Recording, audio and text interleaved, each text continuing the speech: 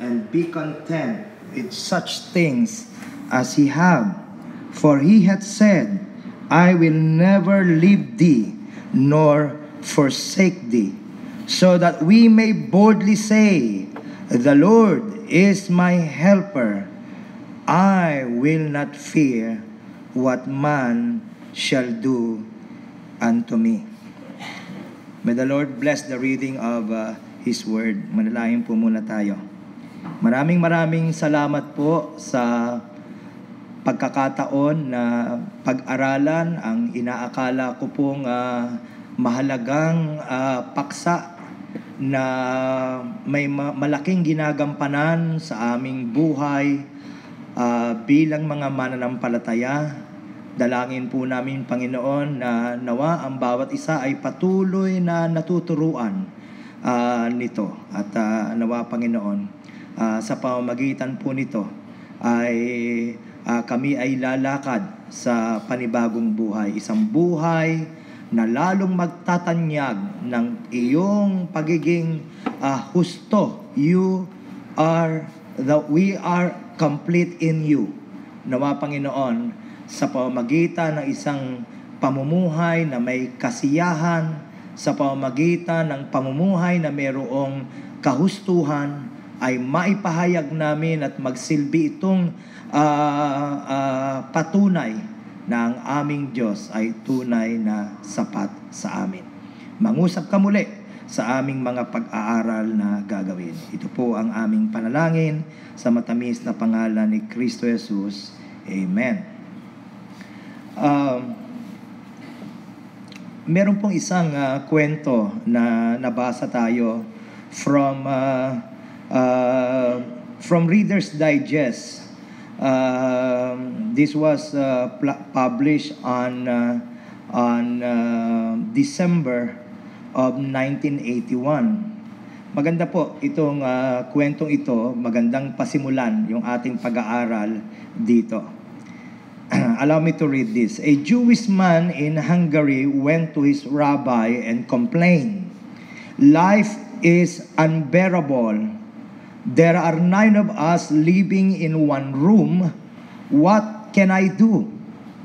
Ang hirap-hirap, ang bigat-bigat ng buhay. Merong 9 kami na nakatira sa iisang silid. Ano ang gagawin ko? Yun ang kanyang tanong sa kanyang rabbi. The rabbi answered, "Take your goat into the room with you." The man was incredulous, but the rabbi insisted, "Do as I say and come back in a week." So ang payo ng rabbi dito sa Jewish man, isama mo yung kambing sa loob ng kwarto nyo.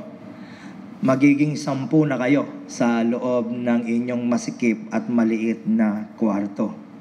A week later, the man returned looking more distraught than before.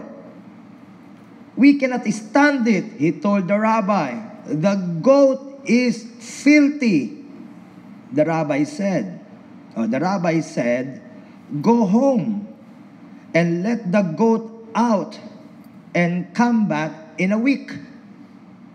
A week later, the man returned, radiant, exclaiming, "Life is beautiful.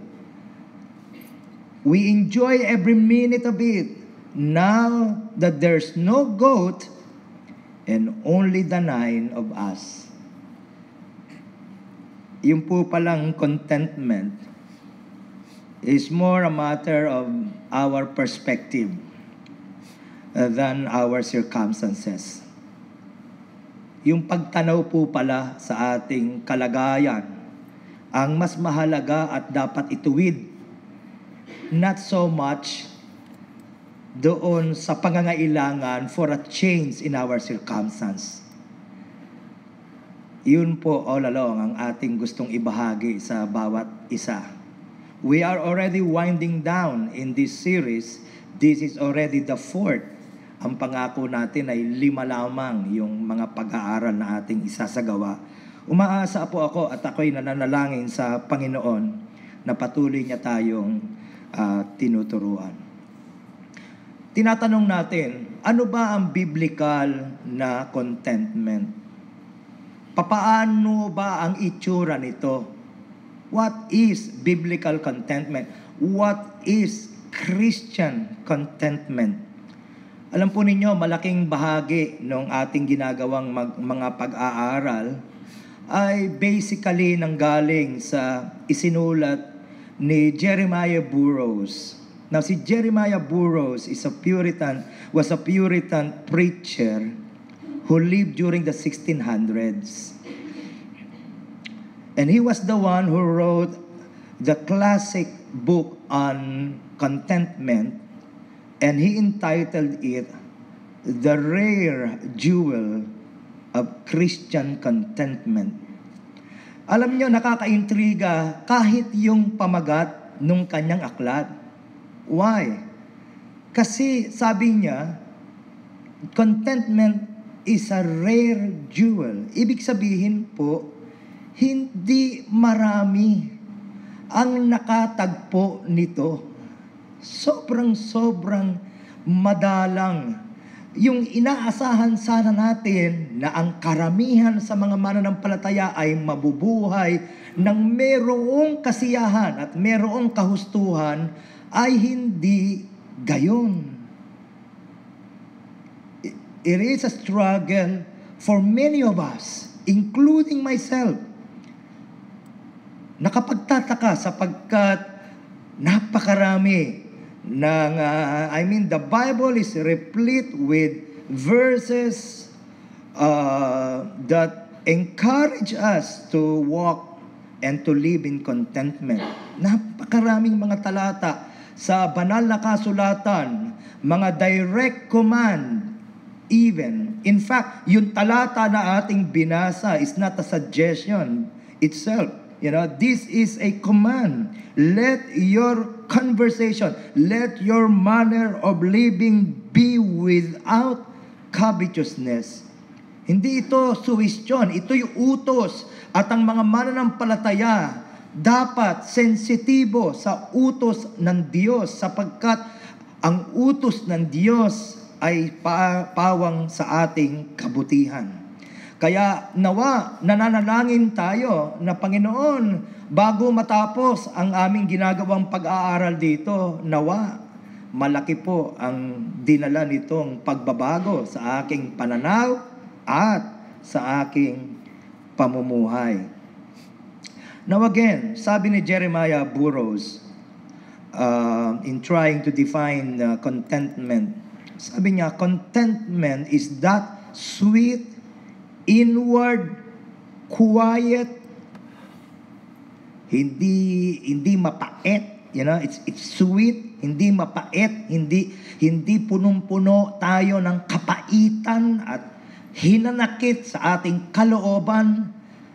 Biblical contentment, Christian contentment is that sweet, inward, quiet, gracious frame of spirit which freely submits to.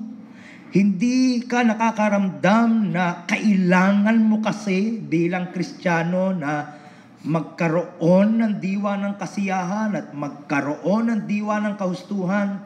You freely submits to and delights in God's wise and fatherly disposal in every condition.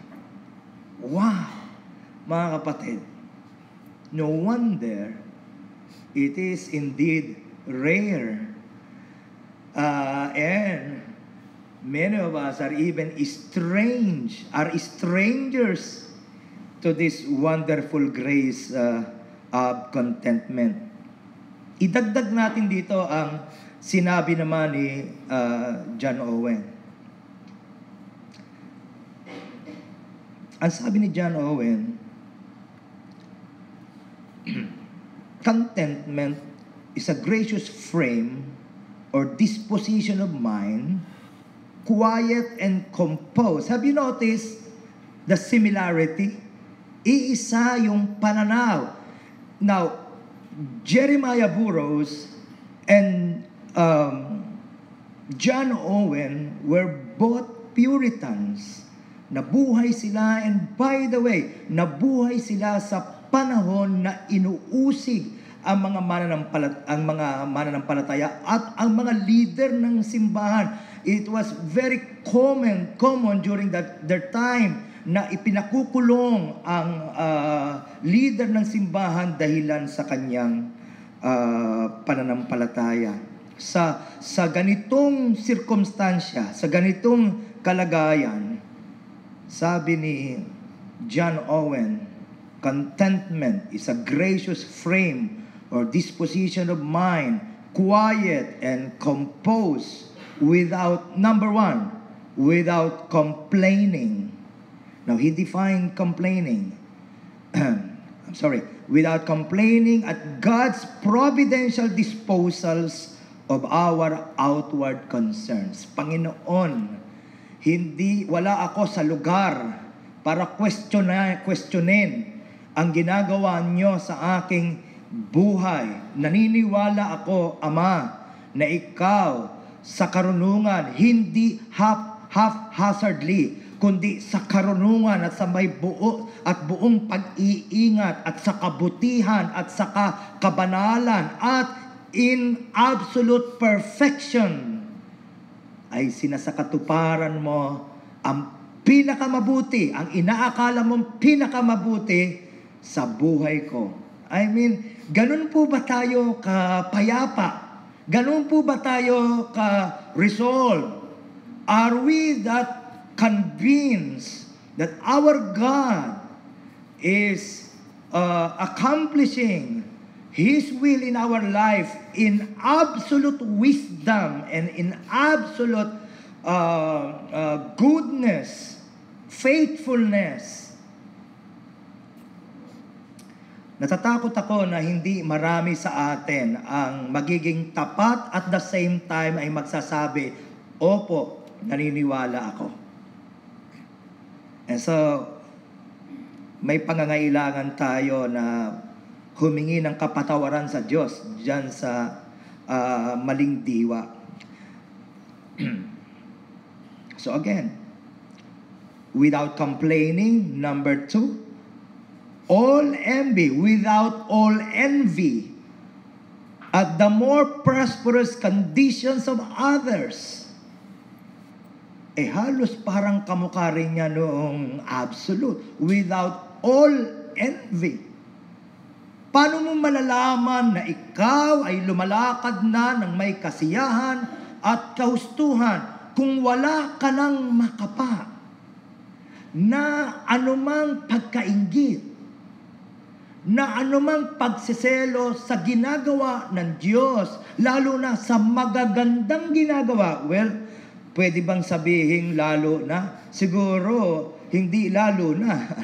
Nakakaramdam lang naman tayo ng inggit sa magagandang ginagawa ng Diyos sa buhay ng iba.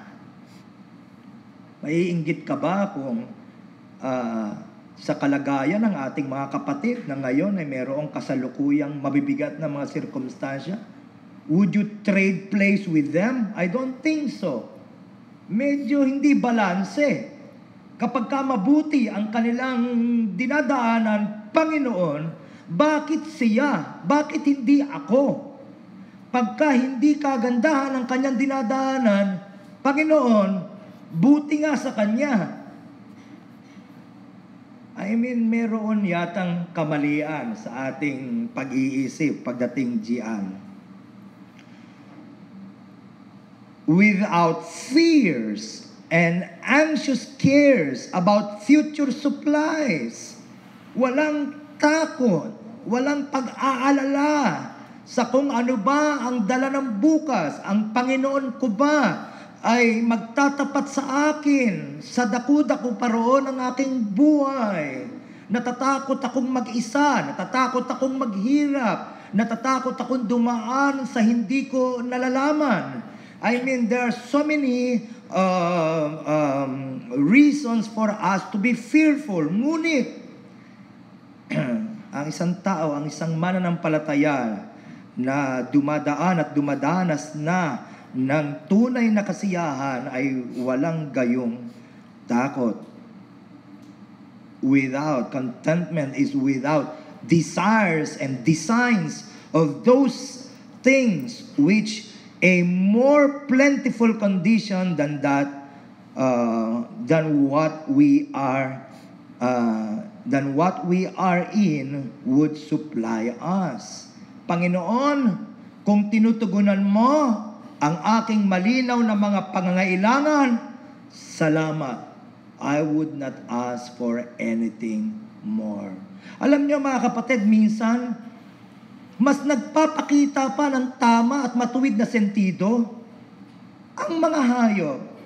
May nakita ka ba halimbawa na leon na pagkatapos na humuli ng kanyang kakainin at napatay niya na ito at sinimulan na niyang kainin at siya'y nabusog? May nakita ka bang leon na pagkatapos niyang gawin yun ay lumilinga uli sa paligid niya para manghuhuli uli ng ibang usa halimbawa dahilan sa hindi sapat sa kanya na siya'y nabusog na? Walang hayop na gayon. Pagka natugunan na ang pangangailangan nila, namamahinga na sila. Mga kapatid, hindi kaya mas nag-aasal tayo ng mas malala pa sa hayop? Kinakailangan po nating ituwid ang ating mga pag-iisip sa bagay na ito. Minsan nakakalimutan natin na kahit ano pa ang iyong impukin at tipunin sa lupang ito, kahit ano pa ang hangarin nating mapasa atin, alam natin na iyaoy hanggang dito lamang. Yan, malinaw yan. I just made mention of yung aming pakikipaglibing kahapon. Sapagkat ako'y nagbubulay-bulay na dito, sabi ko, no, this is interesting. Wala pa akong sinamahang inililibing na ang karo ay dalawa. Yung isa ay para sa patay at ang pangalawa ay para sa mga inipon niyang gamit. May nakita ka na bang karo na para sa bago niyang cellphone na nabili niya bago siya namatay? Karo na kung saan nandoon yung kanyang mamahaling relo o mamahaling microwave oven para sa mga kababaihan? Wala. In fact, if you are a student of history, lahat ng mga tinangkang dalhin ng mga Egyptian pharaohs and Chinese emperors ay handyan pa rin hanggang ngayon. Mahalaga po na paalala ito sa atin. Now, having said that, gusto rin nating ibalanse ang lahat ng mga bagay bago tayo magtuloy dito sa ating teksto. Muli, itatanong natin sa ating mga sarili, mali ba? Is it wrong to seek to better our circumstances through hard work and better income? Mali ba yun? Mali ba na maging masipag tayo? Mali ba na sikapin natin na mas ayusin at pag-igihin ang ating kalagayan? Another way of putting it,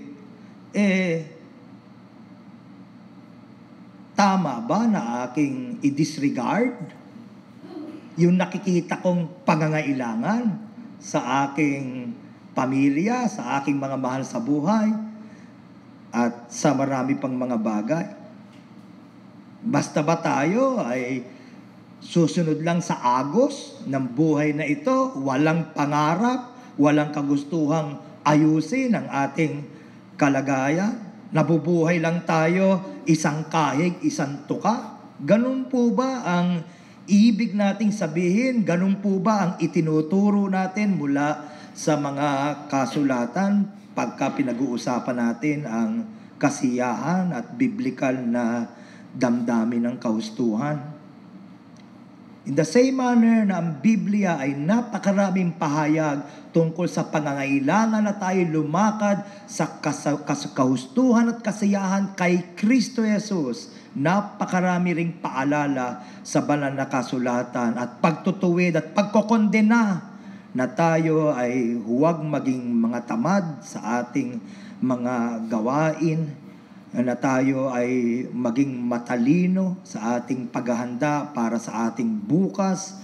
Ang aklat ng Kawikaan ay napakaraming mga talata na tumutukoy tungkol diyan. Napakariin ng paalala. For example, in addition of St. Paul, sabi niya, if anyone does not provide for his own, especially for those of his household,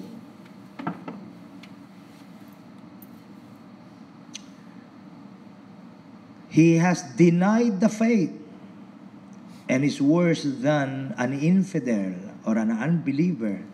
Di ba yun ang paalala? Kung hindi ka magsikap para tugunan ang pangangailangan ng iyong sariling sambahayan, mas malala pa tayo sa hindi sumasampalataya.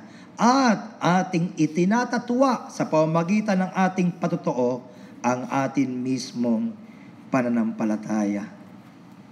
Paalala sa atin that if anyone is not willing to work, then he is not to eat either.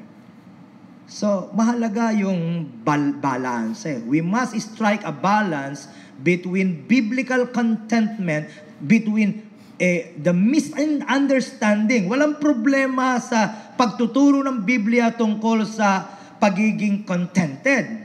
Pero subject siya for misunderstanding or misinterpretation. Kaya mahalagang ating ituwid iyon. Kailanman ay hindi dinidiscourage ng banal na kasulatan kung ikaw ay naghahanda in anticipation for our future needs. Kung ikaw ay nag-iipon, kung ikaw ay nag-iimpok, hindi yan minamasama ng banal na kasulatan. Kung napoproject mo na mas malaki ang magiging pangangailangan sa hinaharap, mas mabilis, mas masipag ka at mas malaki ang pag-iimpok na ginagawa mo ngayon. Amen? I mean, that is common sense. We are in the process, the school primarily and then the church, of trying to save for our building fund. Gusto nating patuloy na magamit ang ating simbahan at ang ating paaralan sa mas malaking kapasidad. Kung ang napoproject mong pangangailangan ay malaki, dapat mas malaki din ang iyong paghahandang ginagawa. Common sense yun. Hindi masama yun. Kung sa iyong pagsisikap, ang nasa puso mo ay maging lalong pagpapala sa higit na nakararami, hindi masama yun. In fact, it is being encouraged in the Word of God. Kinakanta natin, make me a blessing to someone today. Lord, gamitin mo ako even to a greater capacity sa mas maraming, mas nakararaming mga tao. But if we begin to drift away from our faith, from our devotion to God, kung nagsisimula ka ng hatakin palayo sa iyong pananampalataya, sa iyong maayos na pakikipag-ugnay sa Diyos, well, all you're doing is storing treasure here on earth na pwedeng kainin ng tanga. And insofar as the heavens is concerned, zero balance tayo. You see, wala siyang eternal value. So mahalaga po ang lahat ng paalala na yan sa ating pagpapatuloy. Mahalaga na lahat tayo ay mapaalalahanan. Life does not consist of everything that we possess. Mahalaga ang mga bagay na mayroon tayo. Pero hindi yan lang ang buhay. Now, ating ngayong simulang pag-aralan itong ating passage na ating binasa. Muli, ayaan yung basahin ko. Let your conversation be without covetousness, and be content with such things as ye have. For he hath said, I will never leave thee nor forsake thee. So that we may boldly say, the Lord is my helper. I will not fear what man shall do unto me. Napakabilis, napakadali na ito ay hatiin sa tatlong pagtanaw. Una, nandoon yung pag-uutos. There is a command that is given to us. Sinabi ko na kanina, this is not a mere suggestion. This is God's imperative to us. Let your conversation be without covetousness.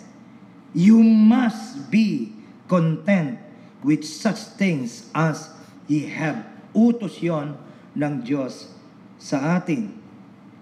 Paano natin ito masusunod? Well, may dalawang maaari tayong unang isaalang-alang. Una, we must grow in contentment, not by adding to what we have, but by subtracting from what we desire. Uulitin ko yung prinsipyo na yon. We must grow in contentment, not by adding to what we have, but by subtracting from what you desire. Alam niyo, napaka-interesting. I just posted on Facebook something about discontentment. Isa sa problema sa discontentment, madali siyang maboard. Akala mo, pagka nakuha mo na yan, and television commercials do not help. Somebody average that we are being bombarded by these advertisements on TV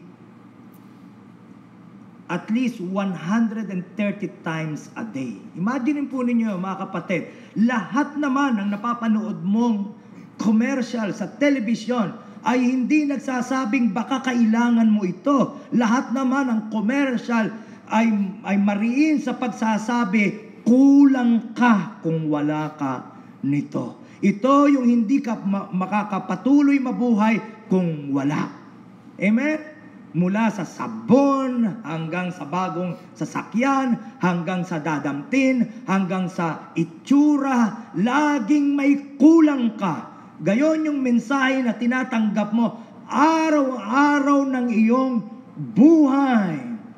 At kung ang puso mo ay ililinya mo doon sa ganong pag-iisip, hindi na matatapos ang paghahanap mo ng tugon sa lahat ng iyong mga pangangailangan. And so again, hindi mo kinakailangan dagdagan ang meron ka na kung ano ang meron ka na. Ang kailangang bawasan ay yung kagustuhan mo na magkaroon ng mga wala ka pa. Pagkagaling mo sa bahay ng isang kapatid, pagkagaling mo sa bahay ng isang kaibigan, pagsakay mo sa sasakyan ng isang kakilala, uuwi ka at magsasabi, Panginoon, salamat sa bahay na meron ako ngayon. Hindi mo sasabihin, Panginoon, bakit wala ako nung bahay na meron siya? You must be contented. You must be happy. Nagbigay na ako ng maraming mga pantulong kanina. Paano mo malalaman kung wala ka lang makapa? Kung meron ka ng kakayahang i-overcome ang diwa ng galit, ang diwa ng kapaitan sa puso mo dahil sa mga bagay na hindi niloob ng Diyos na ibigay sa iyo. Amen? Kahit kapatid, ibigay sa iyo ang mga wala ka ngayon. Kahit idagdag sa iyo ang mga bagay na pwede mong makuha somewhere else, darating pa rin ang oras, baka hindi tumawid ang isang linggo, naiira na naman ang iyong discontentment at bubulong na naman, hindi na ako masaya sa meron ka ngayon. Bumili ka ng bago. Humanap ka ng bago. Oh, mga kapatid, yon ang ating pinakamalaking suliranin. Pangalawang prinsipyo, you must grow in contentment by making the right comparisons. Sa dinami-dami ng mga comparisons na pwede nating pag-aralan, at dahil kapos ang ating oras, how about this? Kung iyong i-compare kung ano ang kalagayan mo ngayon sa kung ano ang totoong deserve natin. What do you deserve? We deserve God's wrath. We deserve to be cursed by God. But that is where precisely the Lord save us from, redeem us from the curse of the law. He redeem us. Oh, mga kapatid, mapait ang iyong kalooban dahil nag-iisa ka, samantalang ang deserve mo ay walang hanggang mapalayo sa Diyos at sa lahat ng tinatawag mong maligaya at mapayapa. Doon tayo dapat papunta. Pero sa awa ng Diyos, tayo ay itinakas niya. Amen?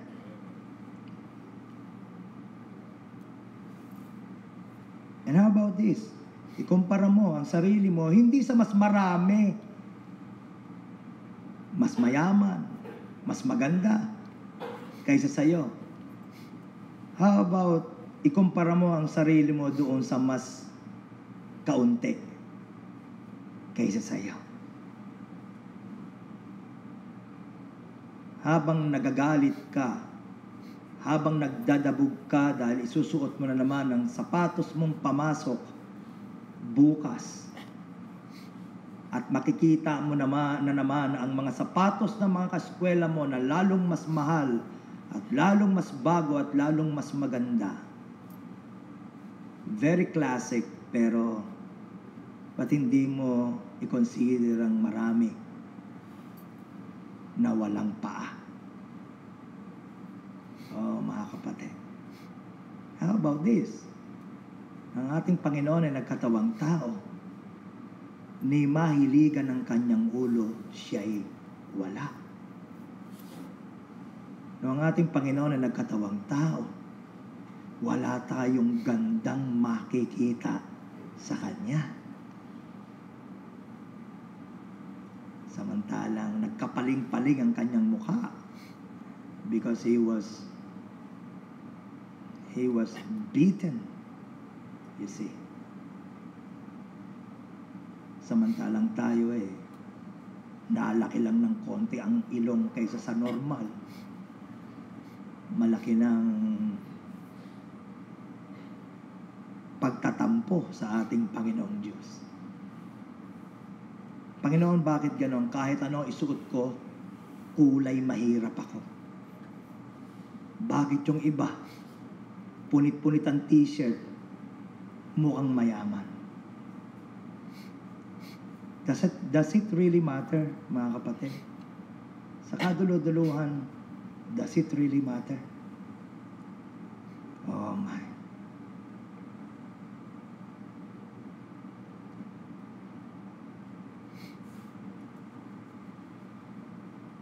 So may utos sa atin to be content. May pangako ang ating Panginoong Diyos. Let us continue on reading. Hebrews chapter 13. Again on verse 5. Let your conversation be without covetousness, and be content with such things as you have, for he hath said, I will never leave thee, nor forsake thee. Alam ninyo, si Charles Spurgeon ay gumawa din ng sermon from this passage. You know how he entitled this? Never, never, never, never, never. Why? Dahil gayon siya isinulat sa original language. Merong 5 emphatic never. I will never, ever leave thee, nor ever, ever, ever forsake thee. Dama mo, dama ko, mga kapatid, ang yakap ng Panginoon by simply reading this. Never, never, never, never, walang panahon ng buhay mo na magiging honest ka at sasabihin mo, Panginoon, sa mga panahong ito, nag-iisa ako, may dahilan ako para malungkot. Walang gayong panahon. Magsisinungaling ka at dadayain mo ang iyong sarili kung sasabihin mo na may panahon that you have been forsaken.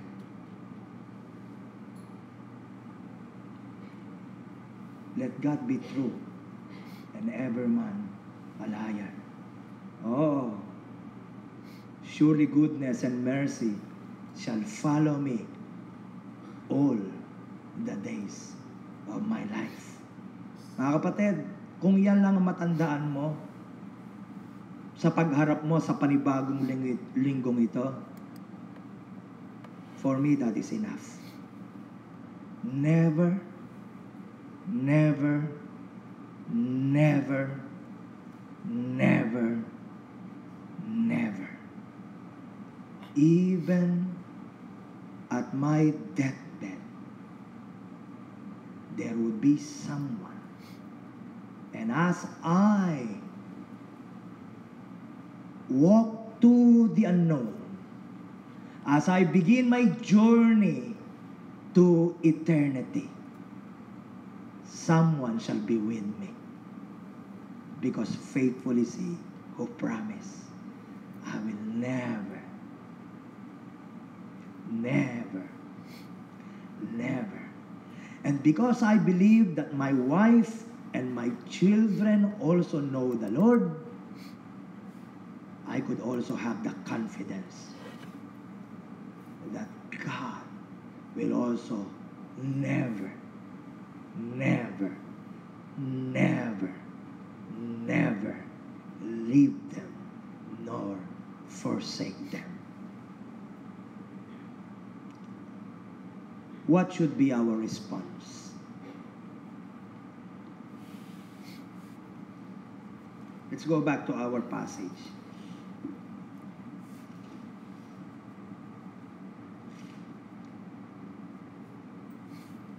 Verse 6. So that we may boldly say,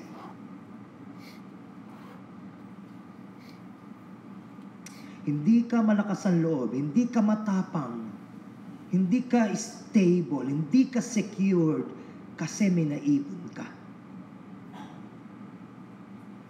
Kasi lahat ng mga mahal mo sa buhay ay malulusog. Kasi sa ngayon wala kang sakit. No, hindi yun ang dahilan. It's because of the Lord's faithfulness that we could boldly say, the Lord is my helper, and I will not fear what man shall do unto me.